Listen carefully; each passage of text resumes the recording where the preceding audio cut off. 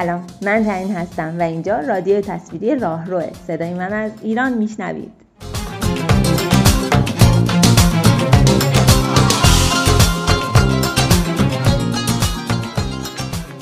توی این قسمت میخوام در مورد کتاب آلن دوباتن صحبت کنیم که البته خیلی‌ها میگن چیست. درگیر حاشیه نشین، ولش کن. این کتابم مثل خیلی از کتابای دیگه دستخوش قضیه به اسم سانسور شده، البته به طرز خیلی فجیع‌تر. اونطوری که من متوجه شدم یک فصل از این کتاب که در مورد روابط جنسی به طور کامل حذف شده و البته به نظر خیلی از کاربر خانم گلی امامی هم یه جایی سلیقه‌ای کتابو سانسور کردن و البته کلا کتابیه که خیلی از پاراگراف و فصلاش با 3 نقطه تموم میشه. توی این کتاب قراره چی بخونیم؟ این کتاب توی 24 فصل چگونه شکلگیری یک رابطه عاشقانه رو توصیف میکنه و در ادامه مسیری که دو نفر طی میکنن، اتفاقات و وقایعی که منجر میشه یک رابطه تموم بشه و وقایع بعد از اون که راوی داستان ما که مرد هست چطور با این پایان مواجه میشه و سعی میکنه ازش عبور کنه. اولین نکته در مورد این کتاب چطور شکل گرفتن چیزی به اسم عشقه.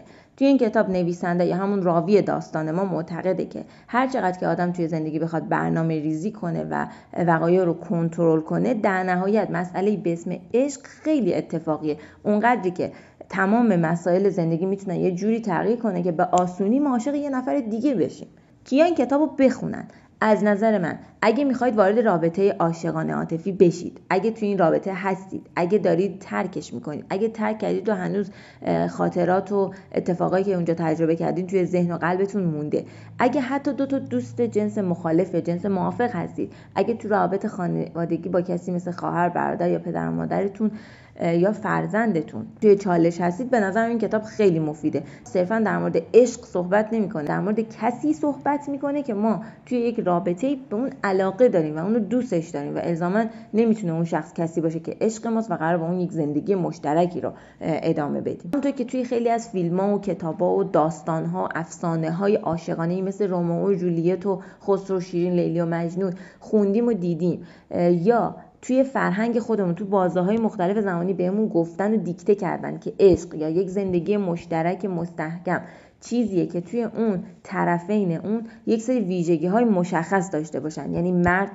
خوشقد و بالا باشه، قوی و قدرتمند باشه، پولدار باشه و زن در عین اینکه لونده، خیلی کدبانو و شیرین زبون و اینا باشه. توی این کتاب میگه اصلا اینطوری نیست که عشق بتونه روی تمام تفاوت‌ها سرپوش بذاره و چشم ما رو ببنده روی همه مسائل. نه، عشق میتونه اونقدر متزلزل باشه که وقتی ما داریم اخبار نگاه میکنیم و شریکمون ظرفا رو از توی ماشین ظرفشویی با سر صدا میاره بیرون، پایه‌هاش بلرزه. و خب به نظر من این خیلی رئاله. یعنی توی زندگی روزمره خودمون هم ماها با کسایی که دوستشون داریم توی تعاملاتمون میبینیم به راحتی از هم عصبانی میشیم، به راحتی از هم دلمون میگیره و دلخور میشیم. از نظر من خط به خط و پاراگراف به پاراگراف این کتاب اون ویژگی رو داره که بشه در مورد صدها دقیقه ویدیو گرفت و نشست حرف زد. پس برای من میره تو کاتگوری کتابایی که میخوام 2 بار یا چند بار خوانیشون کنم. شاید از اول ویدیو ذهن درگیر این شده باشه که این شازده کوچولو اینجا چی کار میکنه و شاید تو ذهنت بهش جواب داده باشی که به خاطر این تم آبی که روی جلدش داره و من خواستم با فضایی که چیدم هماهنگ بشه اینو گذاشتم اینجا و بعد بهت بگم که کاملا اشتباه میکنی. توی این کتاب از آلن دوباتن یه جمله‌ای هست که نوشته یکی از دردسرای عشق اینه که برای مدتی خطر اینو داره که احساس خوشبختی کنی. حالا یا لحن مترجم یا اون مدلی که خودم میخونم باعث شده که من یاد یه جمله توی شازده کوچولو بیفتم که روباه بهش میگه اگه اجازه بدی کسی اهلیت کنه، بفهمی نفهمی خودتو توی این خطر گذاشتی که یه روزی گریه‌ات در بیاد. از آیه آلن دوباتن از این کتاب خوشتون میاد یا کلا اصلا از این مدل کتابا و اصلا از آلن دوباتن خوشت نمیاد، اصلا از من خوشت نمیاد، اصلا به هر دلیلی امروز حالت بده، حال نمی‌کنی وایب مثبت به کسی بدی، یا اگه برعکس خیلی حالت خوبه، این زیر کامنت بذار با هم صحبت کنیم و نظرتو بگو.